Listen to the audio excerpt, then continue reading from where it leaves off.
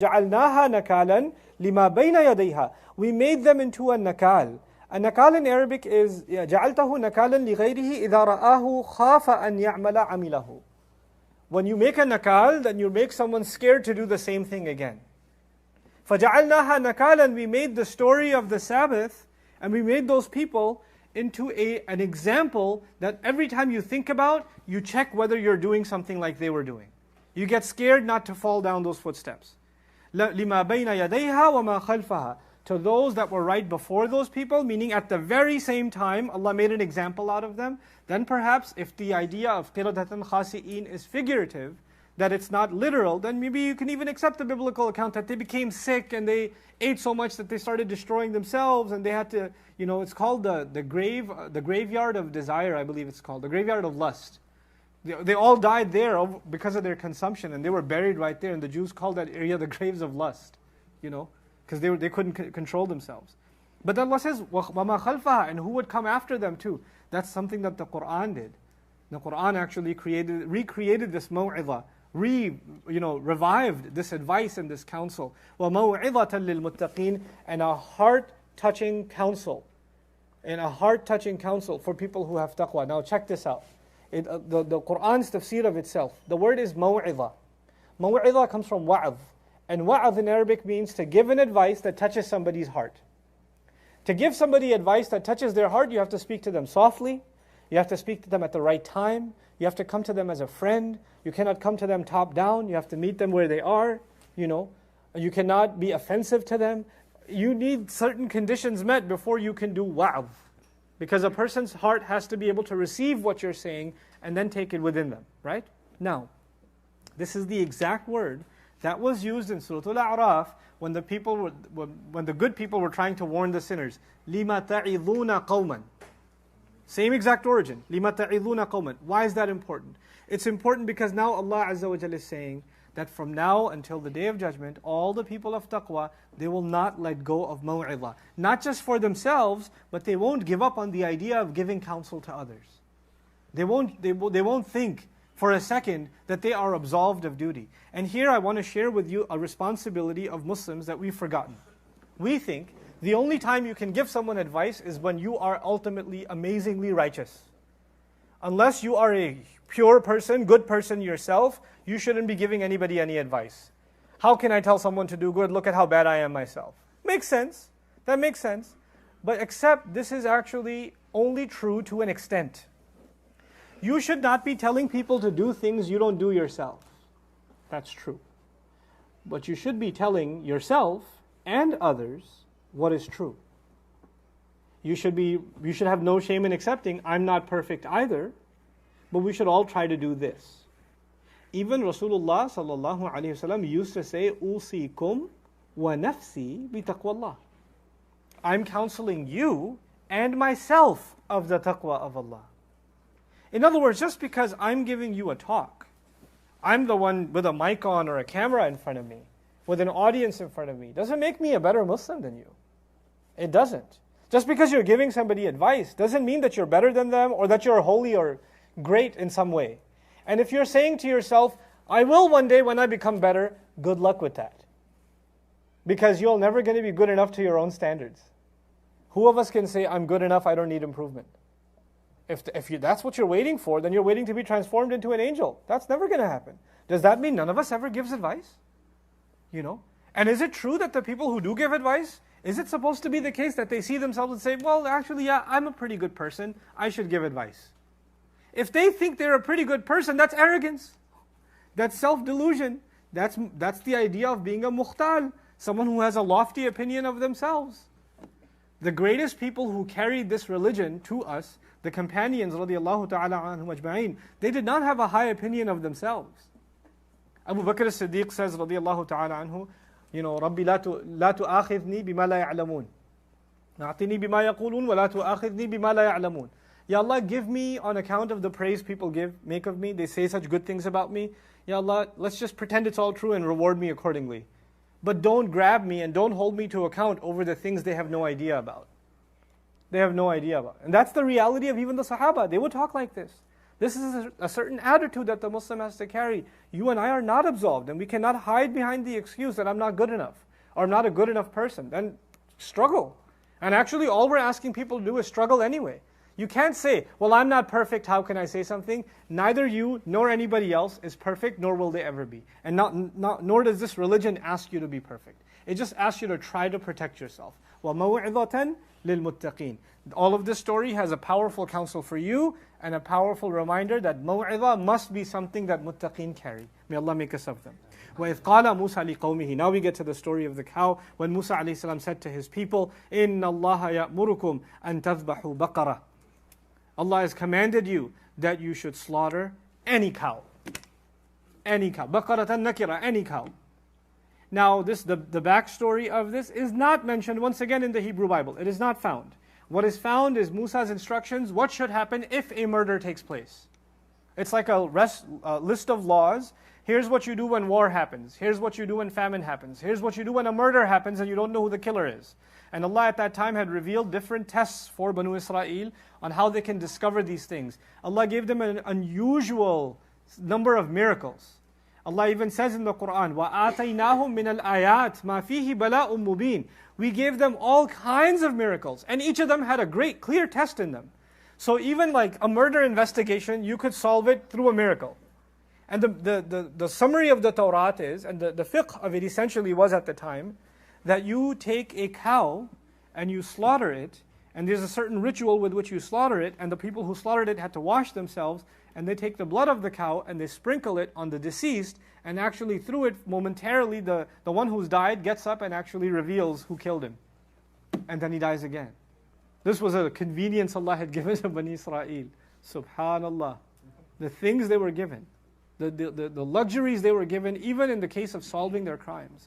So one such crime, the Torah doesn't tell you any more than that. There are a couple of chapters, like the atonement of unsolved murder it's called, where this is detailed. I won't read the details to you. But the way the Quran describes it, it actually describes a part of the story that they never tell. And that part of the story is that actually a particular murder happened. Musa was not talking in general, if a murder happens, then you do this. One had actually happened. And they came to Musa alayhi salam because they couldn't resolve it among themselves. And they said, we need to figure out who killed him. And Musa alayhi salam gives them the following instruction. It is Allah, in fact, He's commanding you to slaughter any cow. And He started with, إِنَّ اللَّهَ يَأْمُرُكُمْ. If they believe in Him as the messenger of Allah, here's what He needs to say. اذْبَحُوا بَقَرَةً. Slaughter a cow. If Rasulullah ﷺ told us to do something, we wouldn't say, wait, is that you or Allah? We just do it. Because سَمِعْنَا وَأَطَعْنَا. When the Rasul speaks, it's from Allah. مَا يَنْطِقُ عَنِ الْهَوَى. He doesn't make stuff up on his own. But Musa alayhi salam knows that they don't respect what he says. And he's hoping maybe they'll respect what Allah says. And even then, you could say, يَأْمُرُكُمُ اللَّهِ. Allah is telling you, Allah is commanding you, Inna Allah ya'mur. I am telling you guys, for real, it is in fact Allah, not me. He is telling you, slaughter a cow. The uslub, the way in which Musa alayhi salam says it, the way the Arabic language captures this, is to suggest that they hear this and say, come on, just tell us some practical advice. What do you mean slaughter? We have a murder case here, you want us to go get some beef. And they're like, they don't want to hear it. And so Musa alayhi salam has to use convincing language. Like he's trying to win a case. Guys, listen to what I'm saying. Just go slaughter any cow. Just do it. And they respond, قَالُوا أَتَتَّخِذُنَا هُزُوًا. Are you taking us for a joke? This is how they talk to their messenger. Are you taking us for a joke? This is, by the way, after سَمِعْنَا wa أطعنا خذوا ما آتيناكم بقوة. Whatever I give you, you better hold on to it with all of your might. They said we hear and we obey, but Allah knew what they actually said, and what they meant was we hear and we disobey. The asina in Hebrew, which means obey, is asayna in Arabic, which is disobey. That's what they meant. And now the test comes. Musa alayhi salam says, slaughter a cow. And they say, are you kidding? Seriously? before I go on with this story, we need to understand what the lesson for the Muslims here is. There are instructions that are from Allah. You are not to make logical sense out of every instruction of Allah. That's not your place, and that is not my place. Our place is to arrive that this religion is true based on questioning and reasoning and inquiring, yes. But once we come to the fundamental truth that this book is revelation, that Muhammad is the messenger, sallallahu alaihi wasallam. Ask as many questions as you want. How do you know he's a messenger? Fine, those are fair questions. Allah does not want you to accept this religion with your eyes closed. Ad'u ila Allahi ala basiratin. I call to Allah with eyes open, with full insight. I don't just want you to close your eyes and believe this religion. That's not this religion. But once you accept it, once you are convinced that He is the messenger of Allah, and this is the book of Allah, then from within His instructions, you say, this 3 rak'ah for Maghrib. Can you explain to me why it's 3? It's not making sense to me. And why is Isha 4? Because until that makes logical sense to me, I'm not sure if I'm going to pray. Then if that's explained to you, then you say there's zakat, 2.5%. What about 2.25? How about 0.25%? Why is it 2.5%? If you start asking these questions, let me tell you, these questions will never stop. And if you turn this religion into, until I am satisfied with the common sense, rationale behind every instruction God gives, until then I will not follow it, then you're in the wrong religion. There's a place for asking questions. What is that place? There's a couple of those places. One, why should I believe in Islam anyway? Why should I believe in the Quran anyway? Why should I believe in Muhammad anyway? Sallallahu alaihi wasallam. Then after that, what are the questions you're supposed to ask? Is this really what Allah said? Is this really what it means? How do we know for sure that's what it means? Investigate, what is it the instruction of Allah and His Messenger is, sallallahu alaihi wasallam. Do your research, ask your questions, you don't ask, why did He say this? You ask, did He really say this? That's a fair question. Did He really say this? Is this what it really means? Is that how we're supposed to apply it? Those are all fair questions now. Those are questions once you come inside the faith. So when you're not in the faith yet, you can ask the question, why? When you're inside the faith, you've already resolved why. The only other questions left are now how and what and when. Those are fine. Those are fair questions. Those are fair questions. You get it? So now here, they've already come into the religion, and now they're saying, make sense of it for me. Why should we slaughter a cow? Are you kidding me? What does that have to do with a murder? Musa alayhi salam hears this nonsense, and Musa alayhi salam is really angry. Because when they say, are you taking us as a joke? They're saying, أَتَتَّخِذُنَا هُزُوًا. Are you taking us as a joke? But Musa didn't say anything, alayhi salam. Musa said, إِنَّ اللَّهَ يَأْمُرُكُمْ. Allah is the one commanding you. So when they say, you are offending us, or you think we're kidding, you're making fun of us, or you're kidding around, or you're wasting our time, Musa alayhi salam recognizes that they're actually making fun of who? Allah Azza wa Jal.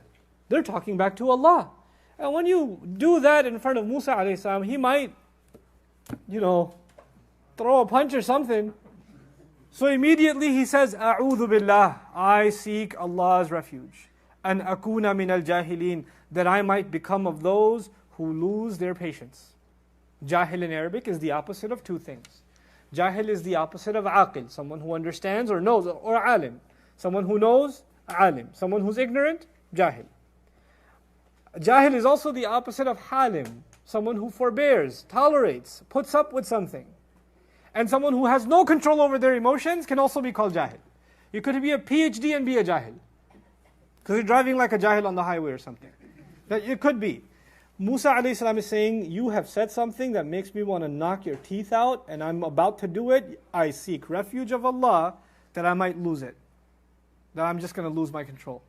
Because I described to you before, Musa alayhi salam has no small temper. And then on top of that, Allah describes his figure as wastawa. Istawa is used for the bark of a tree when it becomes firm. He is legitimately ripped. So when he'll hit you, you're going to die. That's what's going to happen to you. So now, and that's why you probably even understand, even though Allah Azza wa Jal is the one, breaking the rock with water and bringing out the 12 springs, but it's the staff of Musa alayhi salam. It's a symbol of strength too. But anyway, قالوا, so they said, fine. ادعوا لنا ربك, and they're trying to pull his leg. They think it's a funny thing. ادعوا لنا ربك يبين لنا ما هي. Go pray to your master. And if you do ask him, he will clarify for us what it is. What is what? A cow. Are you asking him to go find out what a cow is? You don't know what a cow is? He just says slaughter a cow and you say mahiya? Ayyuha would have been, which cow should we slaughter? They didn't ask that. They just said, what is it? And this is the stupidest question you can ask if you're told, slaughter a cow. Slaughter what again? Could you find out? Idiot, I just told you cow. What do you mean, what? What is it? This is them pretending to be stupid. And in this, Allah is describing a group of people that will always exist in religion, who will have the kind of hypocrisy that they will ask stupid questions on purpose. Within the religion, they will ask stupid questions on purpose. And they will do so to make you upset. You're going to go to, Eid is coming. And when you go to your Eid party, you're going to be sitting next to people that don't come to the masjid, because it's Eid. And they see a beard on your face, or they hear that you were in i'tikaf, or that you were sitting in the tarawih, then they're going to ask you some stupid questions about religion. Oh my God. And you're going to sit there going, haram, kufr, shirk, nifaq, all of them in one sentence? How do I, and they love doing that to you. They love doing it to you. And they get entertainment out of it when they ask you these ridiculous questions. And they know they're ridiculous. They know those questions are ridiculous. They actually find it funny. And this sickness has always existed. And so they're doing this with Musa alayhi salam.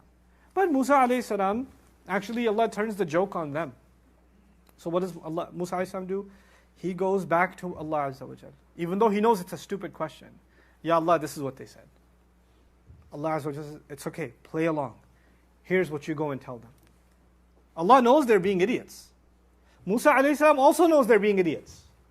But Allah Azza wa Jal decides, like I told you before, when people want to go down the wrong road, what does Allah do? He opens more doors. No, let them ask again. Let them ask again. Did Allah know what they were going to ask? So Allah knew they were going to ask about the color. He knew. He could have answered that the first time. He could have said, Allah has told you to slaughter a yellow cow, brilliant in color, that everybody looks at and stares at. So there's no room for follow-up questions. If Allah already knows, then you answer it right away. Actually, me as a teacher, that's what I do. I've been teaching a long time, so a lot of times when I teach, I see a student raise their hand. Ustad, you were talking about mudaf, I have a question. I was like, hold on. And then I answer his question before he asks. And I say, was that your question? And the student says, yeah. I was like, because I know there's a certain look on your face that tells me you're going to ask about alif lam. It's just, I've seen that look a lot of times. Allah Azza wa Jal knows what they're going to ask. He could preempt the whole thing, but Allah wants to play along because Allahu yastahzi'u bihim. وَيَمُدُّهُمْ فِي طُغْيَانِهِمْ يَعْمَهُونَ. Allah has already said this in Baqarah. This is a case study of that ayah. What was the ayah? Allah is the one making fun of them. And He extends them in their rebellion, allowing them to continue to be blind. He said that in theory before. Now we're seeing it in practice. So He gives it to Musa alayhi salam. He says, and then Musa alayhi salam comes back to the people and says, إِنَّهُ يَقُولُ. It is in fact Allah. He's the one saying. Musa alayhi salam could have just given the answer, but every time he says, guys, it's not me saying it, it is in fact Allah, Him, not me. And that's why you have إِنَّهُ يَقُولُ مُبْتَدَى الْخَبَرْ الْإِثْبَاتُ عَلَى غَيْرِ الْفَاعِلِ. When you mention it twice like this, it's like saying, He's the one saying it, not me. إِنَّهَا بَقَرَةٌ لَا فَارِضٌ وَلَا بِكْرٌ. It's a cow, it's not too old. الْفَارِض الْمُسَنَّى وَسُمِّيَتْ فَارِضًا لِأَنَّهَا فَرَضَتْ سِنُّهَا أي قطعتها. Or sinnaha actually. It's farid is called farada in Arabic also means to cut, and one of the words for cutting, and it means that this cow has basically cut off most of its young years. It's an old cow. So now Allah is saying to them, it's a cow no doubt that isn't all too old. Wala bikr, it's not all too young. Awanum bayna dhalik, it's middle aged right between all of that. It's middle-aged. Na'wan comes from awn, meaning it's a very helpful cow. It's a strong, sturdy cow. Too young of a calf can't carry much of a load, can't help on the farm. Too old of a cow, no more milk, no more other benefit, even the meat's not going to be very good.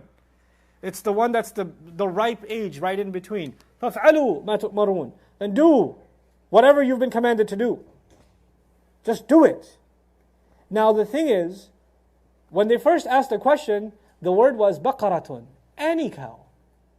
And they had to be idiots and say, could you explain a little bit? What are we learning about our religion? We're learning some things Allah always meant to be simple. Allah kept some things simple.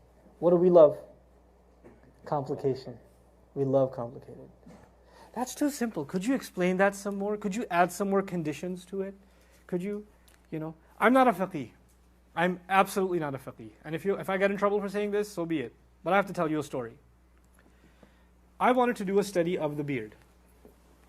For myself. I don't talk about this stuff because it's fiqh subject, but I just on this note. And I've asked fuqaha their opinions and things, and it should be this long and this short and this length and that length and adillah and all of it. And then I went to Dr. Akram Nadwi.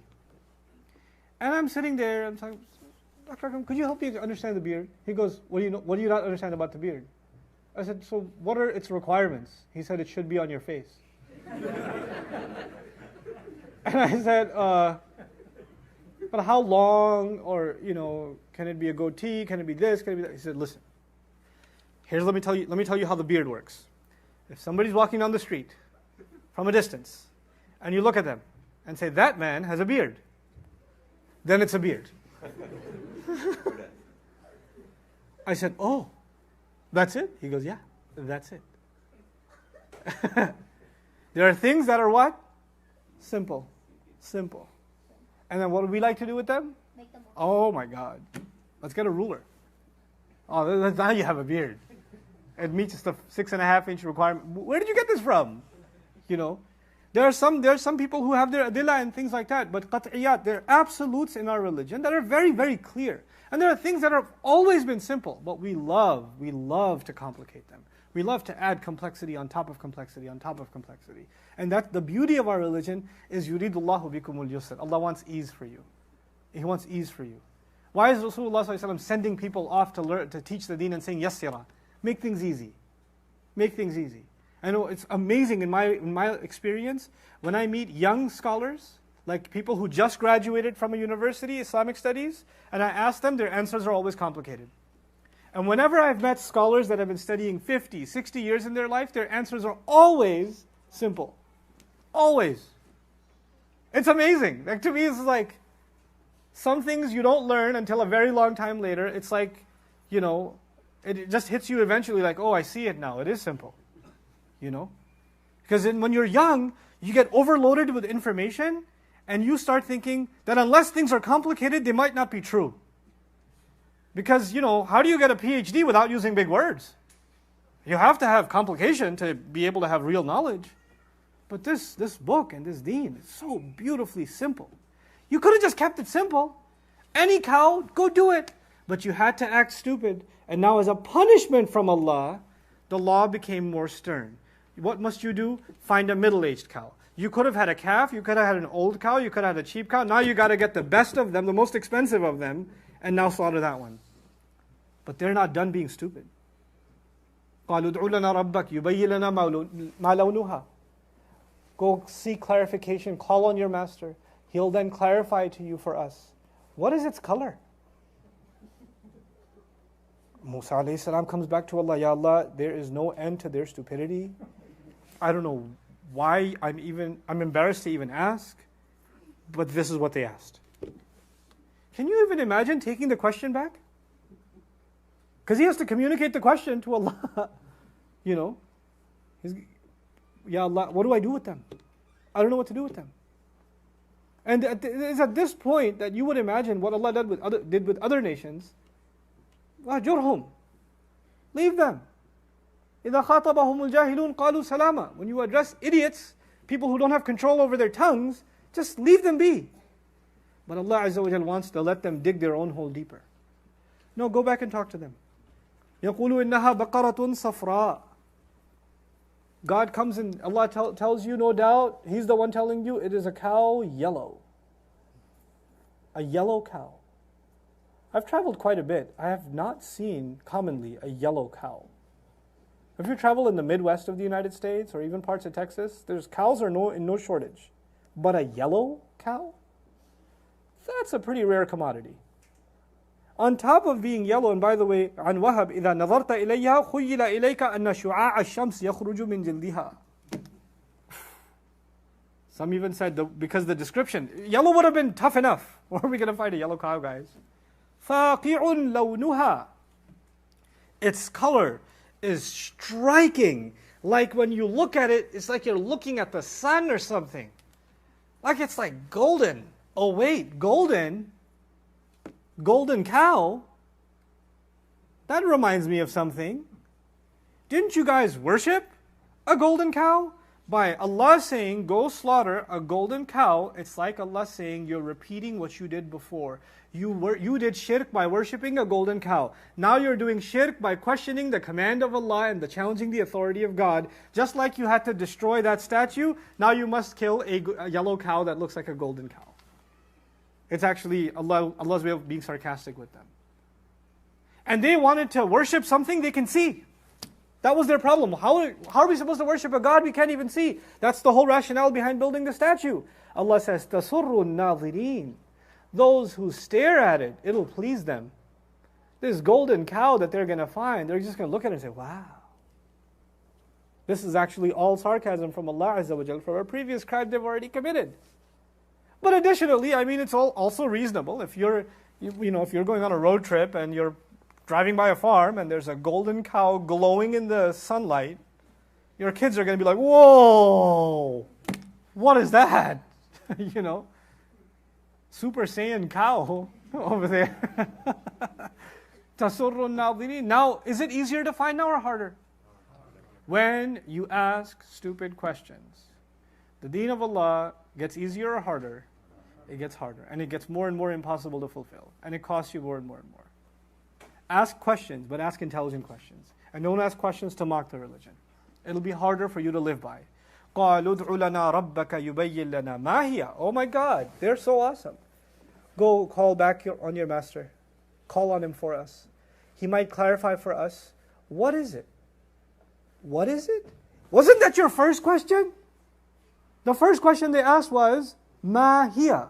The last question they're asking now is what? Ma hiya. Same exact question. What are you learning about stupid people who make fun of religion? They ask a dumb question. Even if you give an intelligent answer, 20 minutes later, what are they going to do? Ask the same dumb question. They won't let go of it. They'll ask the same. If you know your cousin like that or your uncle, he asks the same dumb question at every Eid party. It's the same one. You've answered it every time. But he's not going to let go. Ma hiya. Inna البقرة تشابه علينا. The cow, this whole cow business, they didn't even say baqarata. They say baqara. The idea of a cow, like it's the jins. The idea of a cow, the whole thing is just all too confusing for us. Tashabaha alayna. Wa inna insha'Allah lamuhtadun. Okay, fine. This is the last time we're asking. We for sure, if Allah wills, we are going to be committed to guidance. Meaning this is not our fault. This is of course Allah's will. We're ready to commit to guidance, but the problem is Allah hasn't willed it for us yet. And that's yet another problem of people who make fun of religion. They violate the religion, but they say they are this way because Allah willed it to be this way. They'd like to blame Allah for it.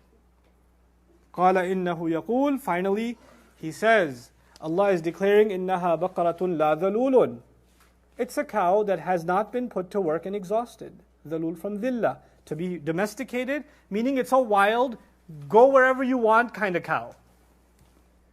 How do you get a strong, golden, cow that is of perfect age and it's never been put to work?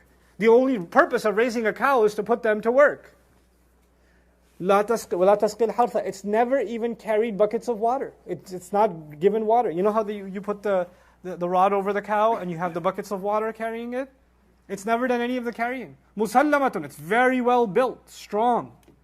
A muscular cow, golden in color, never put to use, of the perfect age. لَا شِيَةَ فِيهَا. There's not a single spot on it. There's not a single blemish on it. Check the entire cow. If it's even a single black dot on it, nope, not a golden cow.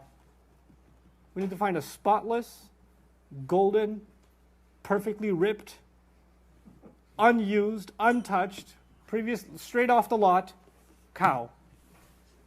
Where are they going to get this from? You know? قالوا الآن جئت بالحق. And they sarcastically said, okay, now you've brought the truth. Okay, fine, let's just.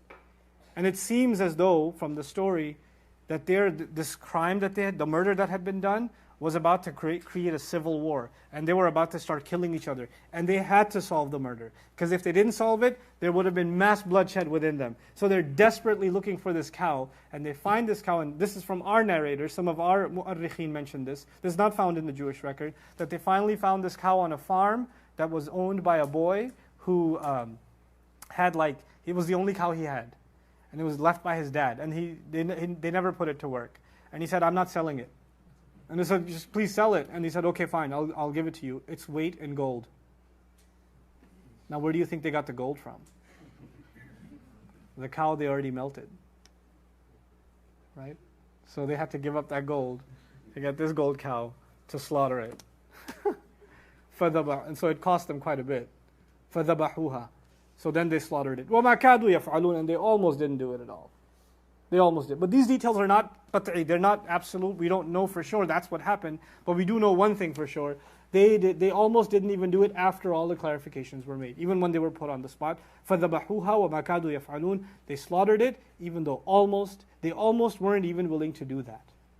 You know, they came close to just openly rebelling against the Prophet even then. We'll finish off the story inshallah ta'ala tomorrow. Barakallahu li wa lakum fil Qur'an al-Hakim wa nafa'ani wa iyyakum bil ayati wa dhikr al-Hakim.